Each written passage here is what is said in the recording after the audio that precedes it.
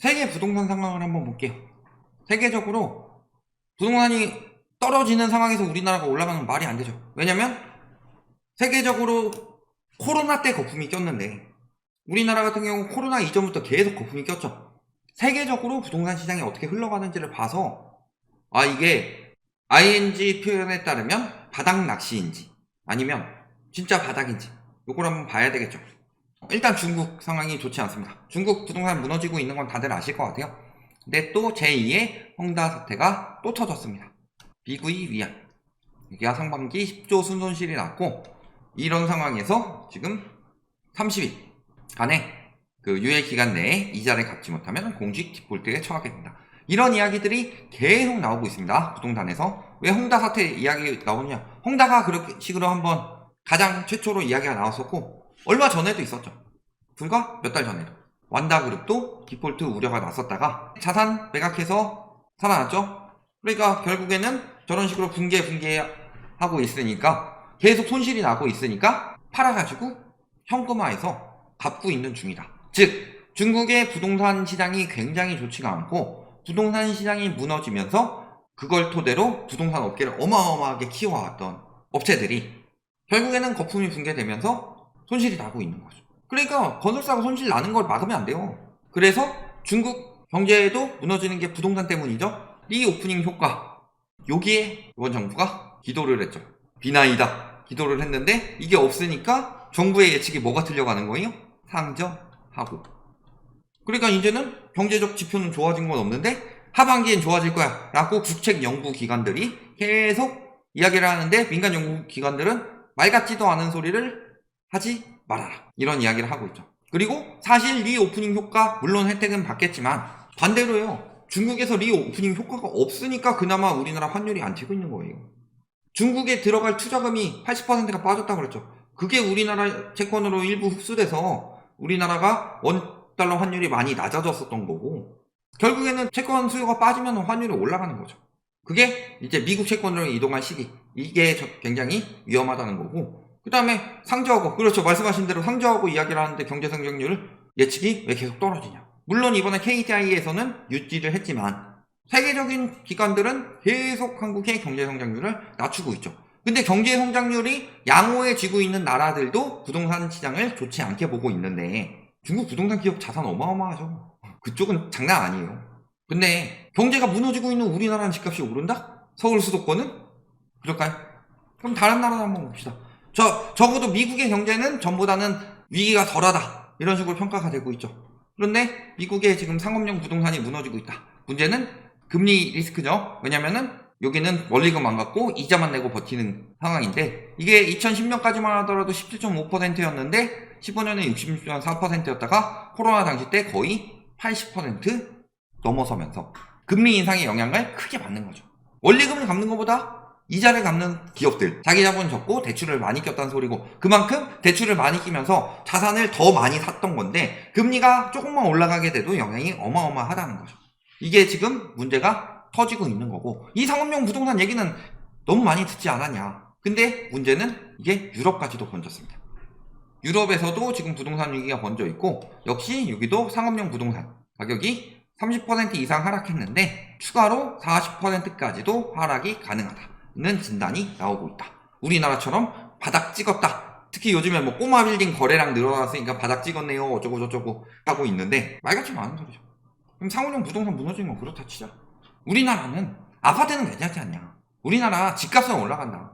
상가는 어차피 무너지는 거고 금리에 영향 많이 받는 거고 상업용 부동산은. 그런데 서울 수도권은 이미 바닥 찍었고 수요가 많고 심리가 살아났고 그러니까 올라갈 것이다. 미국은 떨어진대요. 그래서 상업용 부동산 침체가 아파트 시장까지 번지고 있고 번지는 거 아니에요. 상업용 부동산이 먼저 터진 거죠. 저희가 늘 말씀드렸지만 금리 영향을 받는 것은 주거용보다는 상업용이 훨씬 더 리스크가 크다. 이거는 상관관계가 아니고 금리 영향은 동시에 받는데 상업용이 금리 영향을 더 많이 받기 때문이에요.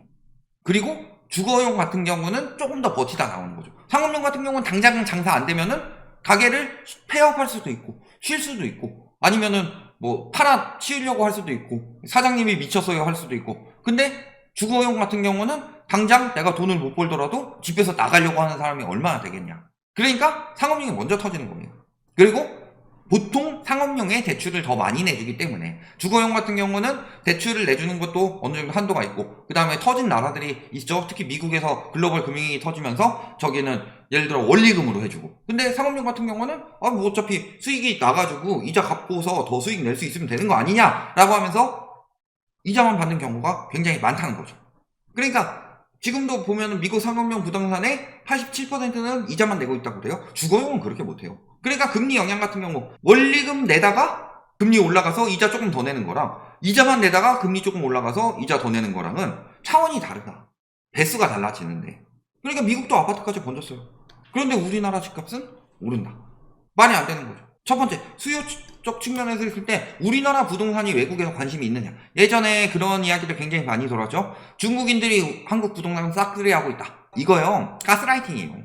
왜냐면은 중국인들이 다른 나라 부동산을 싹쓸이해서 올린 적이 있고 우리나라 역시도 제주도에서 그런 상황이 벌어지긴 했었죠.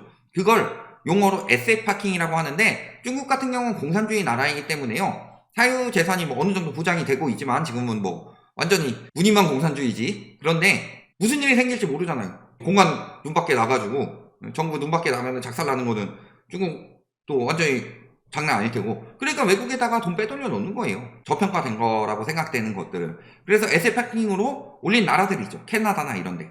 그런데 우리나라는 그럴 나라가 아니다. 왜? 중국이 왜 해외까지 나가서 에셋 패킹을 하겠느냐. 중국 부동산이 잘 올라가는데, 근데 중국 부동산은 이미 거품이 너무 꼈죠.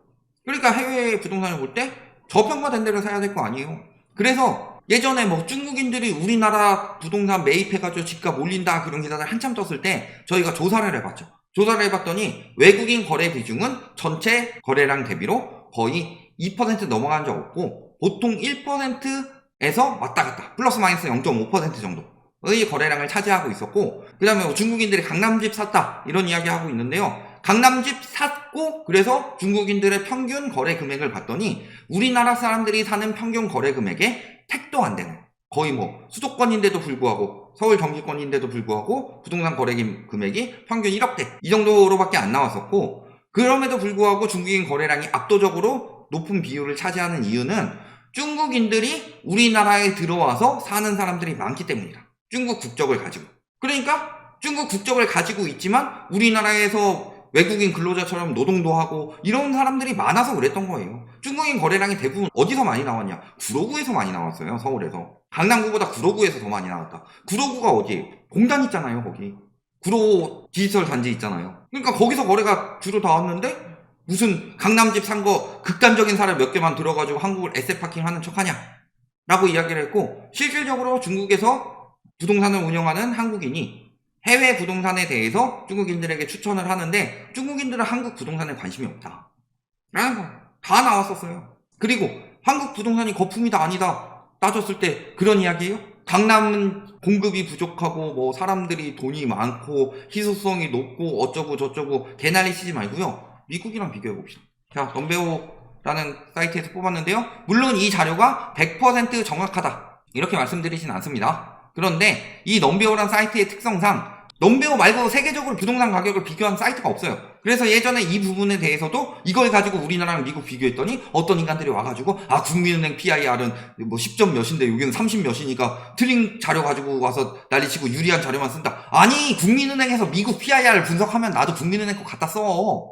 그러니까 되도 않는 트집 잡지 마시고 비교 분석하는 차원에서 보자는 거죠. 그랬을 때 우리나라랑 미국을 비교해 봤을 때요, 소득 대비 가격 비율 20.9 대 4.22, 즉 우리나라가 소득 대비로 한 5배 정도 비싸다 이렇게 보시면 되겠죠. 그 다음에 소득 비율로서의 모기지 했을 때 비중이 거의 요것도 5배 정도 되죠. 그 다음에 임대료 비율, 임대료 같은 경우는 우리나라가 미국에 비해서 낮은 편입니다. 왜냐면 집값이 비싸니까 임대료가 감당이 안 되는 거지, 미국처럼 받으면. 그 다음에 GDP 같은 경우 우리나라가 미국의 3분의 2 정도 되죠. 자, 그 다음에 아파트 가격 같은 경우 도심에서 아파트를 구입하기 위한 평방미터당 가격 했을 때 미국이 4,700달러 정도라면 우리나라는 12,159달러 정도가 된다.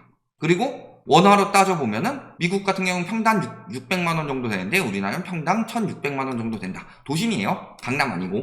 그 다음에 센터 밖에서도 비교했을 때, 자, 도심 아니라는 거죠. 미국은 400만원 정도인데 우리나라는 미국 도심보다 평당 가격이 비싸다. 그리고 GDP는 아까 이야기를 했지만 평균 월급은 2배 가까이 차이 나죠. GDP는 3분의 2밖에 차이 안 나는데 그만큼 우리나라가 양극화가 심각하다는 소리예요. 다만 이자율은 미국이 더 높죠. 그리고 지난 12개월 동안 기업 누가 많이 사고 어디가 수요가 많냐 다 나오는 건데, 그러니까 미국 집값보다 우리나라는 훨씬 더 집값도 비싼데 수요도 없어요. 그런데도 계속 올라간다고 하고 있어요. 미국은 떨어진다는데 뭐 말 같지도 않은 소리야. 그래서 강남이 뭐 저평가 받았느니, 서울은 뭐 계속 수요가 몰리니까 올리느니 올라가느니, 서울이 뉴욕보다 수요 많아요? 근데 왜 뉴욕보다 집값 비싸요?